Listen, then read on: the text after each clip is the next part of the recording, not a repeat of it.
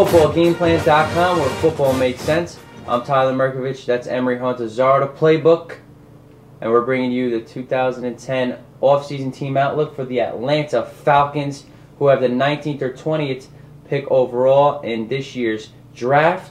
And where do you think Atlanta is going to go? Restricted free agents are the backup running backs, Jarius Norwood and Jason Snelling. A couple offensive linemen, Tyson Claiborne, Harvey Dahl. We know how nasty they could get. And Brett Grimes, one of their cornerbacks you're high on, is also a free agent. So offensively, you know they're there. But what do you think they need to do on defense? Their number one need is a defensive end. They busted on Jamal Anderson out of Arkansas, so they need a defensive end to apply pressure because teams were able to double John Abraham. So you look at that other defensive end, they need someone that can get after the quarterback. That's going to help out that secondary. The reason why the secondary struggled is because they couldn't generate pass rush.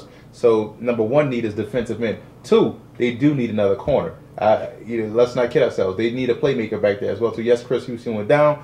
But I like Grimes. I like the depth that they have. Those young guys got a lot of valuable experience last year. They got thrown into the fire due to the lack of pass rush. But they do need another corner. You look at the defensive end spot, jump back to that. You look at a guy like Everson Griffin. You look at a guy maybe like Jean-Pierre Paul. Guys like that. Morgan from Georgia Tech. Morgan Burnett. The safety, Morgan Burnett. But you look at the defensive end, Derek Morgan from Georgia Tech as well, too. So a lot of those guys you can get cornerback. You look at a Patrick Robinson. You look at a guy maybe like an Earl Thomas. That would be ideal for the Falcons. Yeah, I think they could go secondary early.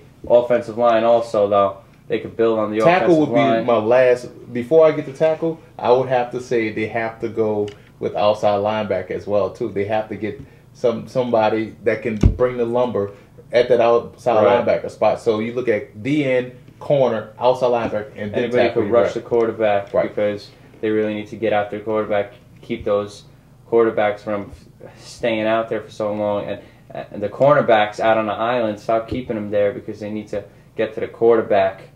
So offensive tackle besides offense, wide receiver, it's there. Roddy White, Mike Jenkins, Harry Douglas is coming back from injury. That's a big addition for those guys, getting Harry Douglas back. And running back.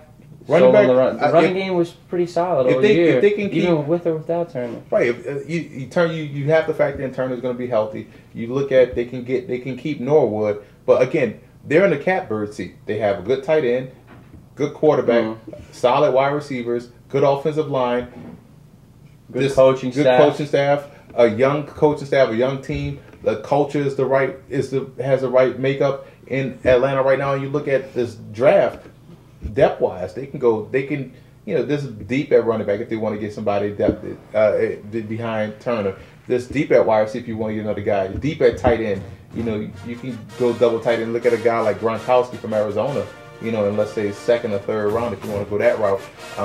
It all depends on who they get in free agency, but this is a deep draft, so the Falcons are going to help themselves a lot and give the Saints a run for that money for the top of the division. It's going to be very interesting what the Falcons can build on what they did last year. Matt Ryan will be healthy. This offense is fun to watch. For more, visit footballgameplan.com or visit youtube.com/footballgameplan.